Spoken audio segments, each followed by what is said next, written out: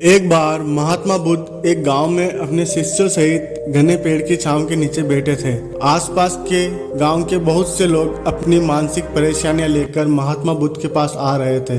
महात्मा बुद्ध उन सबकी मानसिक परेशानियों का समाधान देते हैं। सब लोग खुशी खुशी अपनी समस्याओं का समाधान पाकर वहां से लौट रहे थे। वहीं कुछ दूर बैठा एक दुखी भिखारी खुद की किस्मत को कोसता हुआ बुद्ध के पास जाने वाले लोगों को देखकर ये सोचने लगा कि अभी कुछ देर पहले तो ये लोग दुखी मन से मुंह लटकाए उन महात्मा के पास गए थे और अब इतना खुश होकर कैसे वापस लौट रहे हैं। क्या माजरा है, जरा मैं भी जाकर देखूं कि वो महात्मा ऐसा कौन सा खजाना बांट रहा है इन लोगों को जो इनके चेहरे खुशी से लाल हो गए। जब वो दुखी भिखारी कुछ नजदीक गया तो उसने देखा कि ये महात्मा तो लोगों को प्रवचन देकर लोगों के दुख का निवारण कर रहे हैं। ये देखकर भिखारी के मन में भी तीव्र इच्छा हुई कि क्यों ना मैं भी अपना दुख इन महात्मा को बता दूं, मुझे भी अपने दुख का समाधान अवश्य मिलेगा।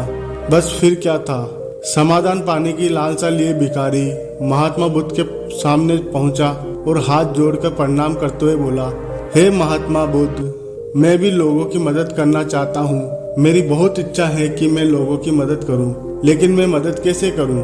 मैं तो बहुत गरीब हूं, ना तो मेरे पास धन है, ना ही कोई वस्तु जिससे मैं किसी की मदद कर सकूं। मैं चाहकर भी किसी की मदद नहीं कर सकता। मुझे भगवान ने इतना गरीब क्यों बनाया? हे महात्मा, मुझ पर कुछ कृपा करो। इतना बोलते हुए भिखारी रोने लगा। महात्मा बुद्ध बोले, तुम बहुत अज्ञानी हो, क्योंकि तुम अब तक इस भ्रम में जी रहे हो कि तुम्हारे पास कुछ नहीं, जबकि दूसरों को कुछ देने के लिए तुम्हारे पास बहुत कुछ है। तुम बिना धन और वस्तु के भी दूसरों की मदद कर सकते हो। तुम्हारे पास जुबान है जिससे तुम मीठे बोलकर किसी दुखी चेहरे पर मुस्कान ला सकते हो। इन्हीं शब्दों की ताकत से तुम किसी के भी टूटते हौसलों को फिर से मजबूत कर सकते हो। इन्हीं शब्दों की ताकत से तुम किसी के भी मन में सकारात्मक विचार ला सकते हो, उसको गलत रास्ते पर जाने से रोक सकते हो। तुम्हारे पास दो हाथ हैं जिससे तुम किसी भी कमजोर और लाचार की मदद कर सकते हो।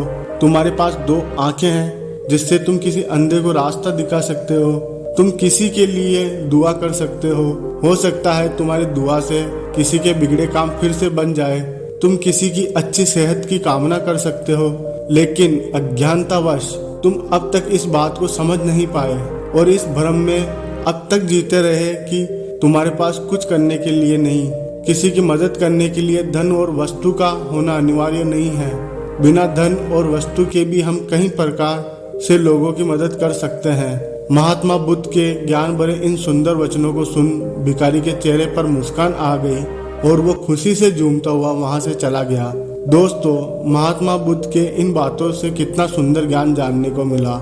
आज के समय में ऐसे ही बहुत से लोग हैं जो यही सोच सोच कर दुखी होते रहते हैं कि मेरे पास ये नहीं है, वो नहीं है, बल्कि जो है उसी में संतोष करना सीखो और बिना किसी मतलब के लोगों की मदद करो। इन्हीं से आपको परम सुख की प्राप्ति होगी।